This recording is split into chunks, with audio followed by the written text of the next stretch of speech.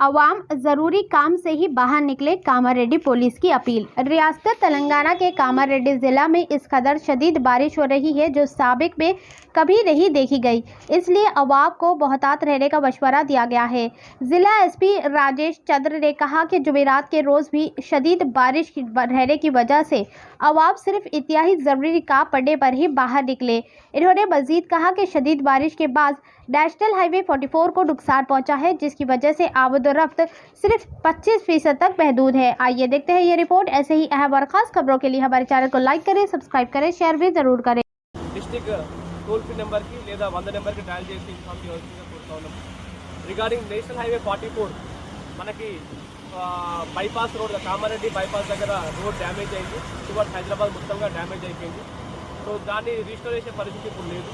So other సైడ్లో కూడా 2 లేన్స్లో ఒక లేను డ్యామేజ్ అయింది.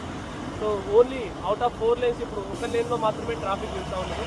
సో ఈ ట్రాఫిక్ రెగ్యులర్ ట్రాఫిక్ని హ్యాండిల్ చేయలేదు. ఆల్రెడీ బ్రిడ్జ్ కూడా కొంచెం వీక్గా ఉంది. దీనికి సంబంధించి నేషనల్ హైవే అధికారులు దాని రిపేర్ మరమ్మతు చేసే పనిలో ఉంటారు.